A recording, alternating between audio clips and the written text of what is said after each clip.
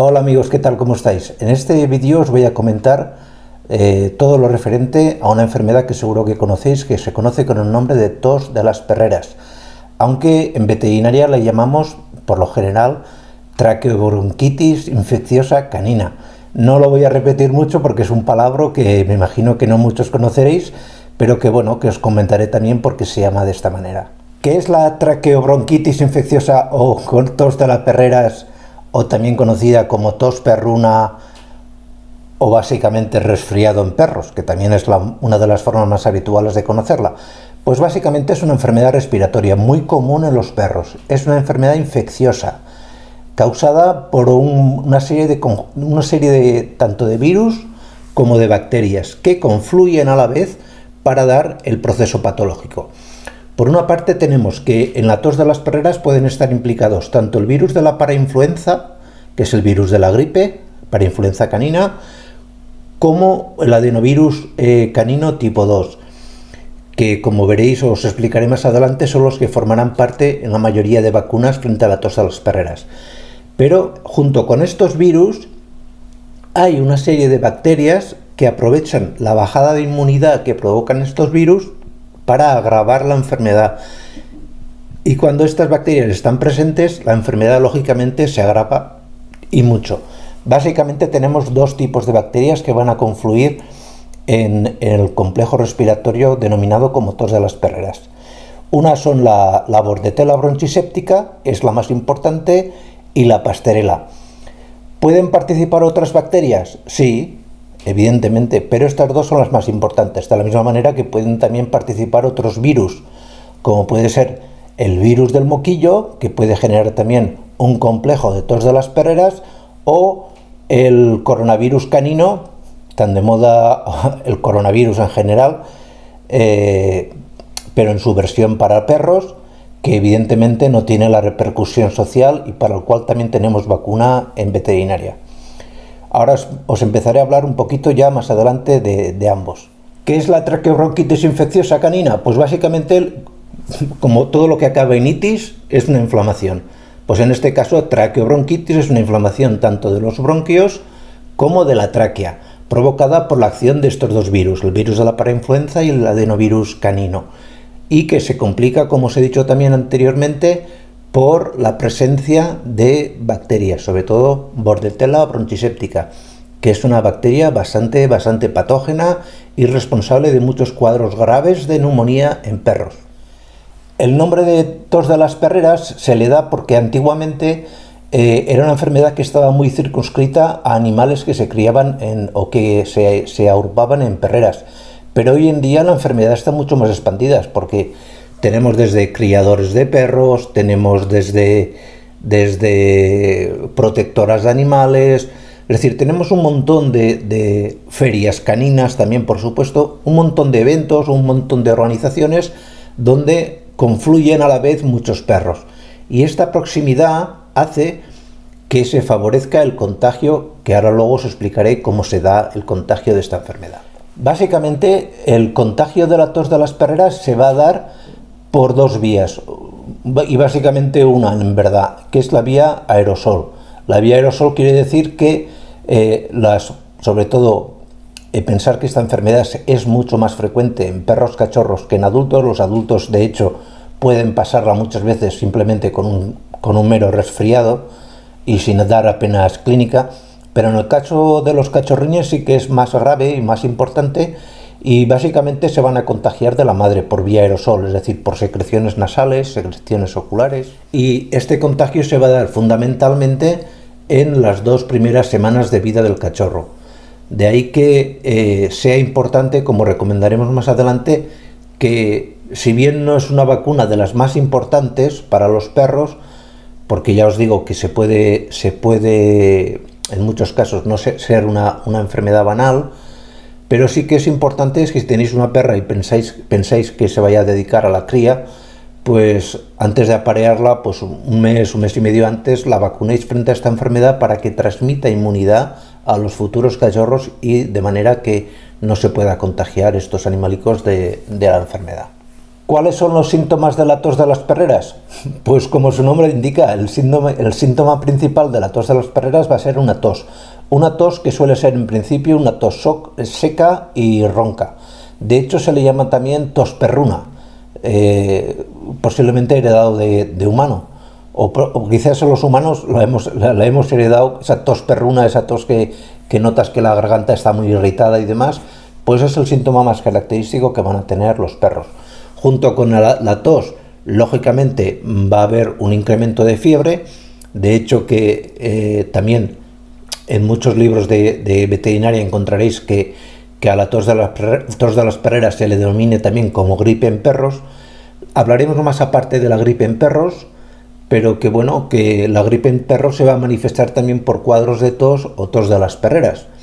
Pero bueno, básicamente, como os he dicho, tos, incremento de temperatura, malestar general, perro que se encuentra apático, que no tiene ganas de comer, que está recogido sobre sí mismo, que produce moco, bastante moco, y alguna secreción ocular, tiene secreciones por los ojos, de manera que muchas veces en un principio puede confundirse este cuadro con un cuadro de moquillo. Lógicamente el moquillo es mucho más grave, lo cual no quiere decir que muchas veces el cuadro de moquillo se manifieste también como una tos de las perreras. Quiere decir que el virus del moquillo ataca y cuando baja las defensas, pues provoca que sobre todo Bordetella y también Pasteurella produzcan una neumonía en los cachorros, que finalmente es la que va a matar a los cachorros infectados de moquillo. Esto es muy importante porque luego hablaremos del tratamiento de la tos de las perreras, que será a la vez un tratamiento que podemos aplicar también en perros infectados de moquillo. Es un poco lío, pero si lo volvéis a repetir un poco el vídeo entenderéis lo que os quiero decir. Nos preguntáis muchas veces, mi perro tiene tos seca y arcadas, ¿esto es tos de las perreras? No tiene por qué ser tos de las perreras, pero sí que es cierto que la tos de las perreras se acompaña muchísimas veces, especialmente en los perros cachorros, ya no tanto con vómito, pero sí con la sensación de que el perro tiene como ganas de vomitar, que tiene arcadas, como que tuviera algo obstruido en la garganta, algo que le molesta, no deja de ser moco, porque la traqueitis y la bronquitis produce una acumulación de moco y el perro va a intentar expulsarlo. Y una manera de expulsarlo, igual que hacemos nosotros cuando expulsamos moco por la boca, aquí en España decimos gargajo, no sé si se dirá mucho por ahí, pues no deja de ser ese acto de arrastrar hacia adelante, pues es lo que intenta hacer un poco también vuestro perro. Pero si no produce o no se produce un vómito muy llamativo, el que vuestro perro con tos de las perreras tenga arcadas no deja de ser un síntoma más de la tos de las perreras. ¿Y el diagnóstico? Pues el diagnóstico básicamente es básicamente un diagnóstico clínico. Se puede hacer también una analítica en sangre, yo básicamente no lo recomiendo porque ¿qué vas a encontrar? Una presencia de incremento de una neutropenia, un incremento de glóbulos de células eosinófilas en sangre y demás, no tiene para mí mucha importancia. Y básicamente lo más característico es fijarse, preguntarle al dueño si la perra que dio a luz a esos cachorros estaba vacunada o no, saber en qué ambiente viven esos cachorros, si hay más cachorros cerca, si tienen contacto con otros adultos, etcétera, etcétera. Nos preguntáis muchas veces también si la tos de las perreras se puede contagiar a las personas. No, el virus de la parainfluenza canina no es el mismo que el de la influenza o gripe humana, no tienen nada que ver. Y el adenovirus canino tipo 2 tampoco se contagian. Si hubiese una secreción masiva de Pasteurellas o de Bordetellas, tampoco, porque aunque puedan provocar un cuadro de neumonía en humanos, estas bacterias por sí mismas, estaríamos hablando de personas que ya estuvieran de por sí muy deprimidas, es decir, que su sistema inmunitario, no me refiero a su estado de ánimo, evidentemente, pues serían personas que tuviesen una enfermedad que les bajase muchísimo las defensas y que encima conviviesen con un gran número de perros.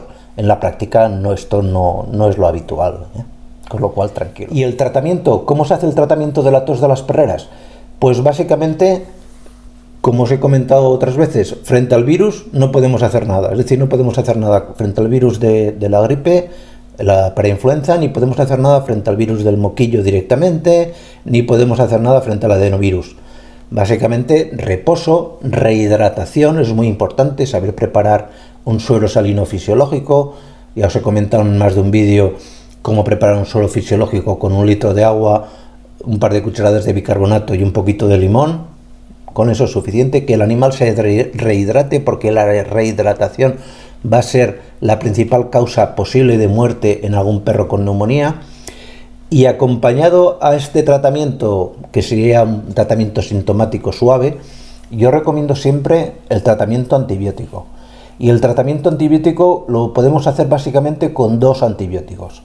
El primer antibiótico que os voy a recomendar para el tratamiento de la tos de las perreras es la amoxicilina. La amoxicilina, ya sea por sí misma o ya sea con ácido clavulánico, os pongo aquí un vídeo explicándoos cómo funciona la amoxicilina para perros. Es uno de los antibióticos de elección, básicamente porque no tiene prácticamente ningún efecto secundario. Y a mí me gusta recomendarlo también porque es un antibiótico que muchas veces vais a poder tener en casa, porque creedme, es la misma amoxicilina, la de uso humano, que la de uso veterinario, y la de uso veterinario suele ser más cara. Con lo cual, en este vídeo que os he comentado anteriormente, ahí os pongo las dosis, cómo se aplica, etcétera, etcétera, para que tengáis más fácil su aplicación. Y el segundo antibiótico que funciona muy bien para la tos de las perreras, y para mí es el antibiótico casi que de elección, es la doxiciclina. También os pongo aquí un vídeo sobre la doxiciclina explicándoos todo cómo funciona. La doxiciclina es un antibiótico muy liposoluble, es decir, que tiene mucha afinidad por los tejidos grasos. Básicamente pulmón, glándula mamaria y la piel. Se acumula muchísimo en el pulmón, y a diferencia de la amoxicilina, donde ya es más frecuente encontrar resistencias, son mucho más raras las resistencias en el caso de la doxiciclina. Es cierto también que la doxiciclina puede tener algún efecto secundario más, pero esos efectos secundarios se van a ver más sobre todo en perras que están o bien dando leche a sus cachorros o que están en gestación. Sobre todo cuando están en lactación. ¿Por qué? Porque, como os he dicho anteriormente, el antibiótico es muy liposoluble, con lo cual, como sabéis, la grasa que tiene la leche es una grasa en cantidad y se va a acumular en la leche que produce la perra, con lo cual el antibiótico puede pasar al cachorro y provocar unas diarreas perinatales, es decir, alrededor del parto, que pueden llevaros a equivocación en el diagnóstico y pensar que tiene otra enfermedad, cuando simplemente lo que tiene es que el dueño le ha dado previamente a la perra un tratamiento con doxiciclina. Y finalmente hablamos de la prevención. ¿Existen vacunas contra la tos de las perreras? Sí, existen, y además son muy eficaces. Sinceramente son muy eficaces. Además son vacunas que hoy en día incluyen desde el virus de la gripe, el virus del adenovirus, el virus también coronavirus, te incluyen la bordetela, te incluyen muchas veces también la pastorela, etcétera. Son vacunas muy completas. Son vacunas caras, Con lo cual, y a lo mejor algún compañero se mosquea, no le sienta muy bien, yo considero que lo fundamental es poner las trivalentes y tetravalentes en los perros, es decir, tener bien cubierto hepatitis, parvovirus y moquillo. Esto es fundamental. Y si luego pues queréis gastaros un poco más de dinero, pues estas vacunas también funcionan muy bien. Pero yo solamente la circunscribiría, este tipo de vacunación, a animales que de verdad puedan tener un riesgo de contaminarse de esta enfermedad. Es decir, que la madre proceda de una perrera, que haya mucho ambiente con muchos perros, que tengan mucho contacto con otros animales, cosa que ya de entrada los cachorros nunca recomiendo, que al menos hasta que estén perfectamente vacunados, sobre todo de parvo y de moquillo, no los juntéis con nadie. Lógicamente también previamente desparasitados. No los juntéis con otros perros. Es un riesgo que considero que no vale la pena. Y bueno, creo que con esto ya os he explicado un poquito por encima en qué consiste la tos de las perreras, o traqueobronquitis infecciosa canina, o gripe de los perros, o resfriado en los perros, llamadlo como queráis. Si os ha gustado, le dais a un like, esto a YouTube le gusta mucho. Si os suscribís, nos ayudáis a crecer el canal. Y para cualquier duda o para cualquier pregunta, ya sabéis, respondemos gratuitamente a cualquier duda que tengáis sobre esta u otras enfermedades, ya sea aquí, Aunque siempre os repito que nos gusta más que nos escribáis en la web veterinario.gratis,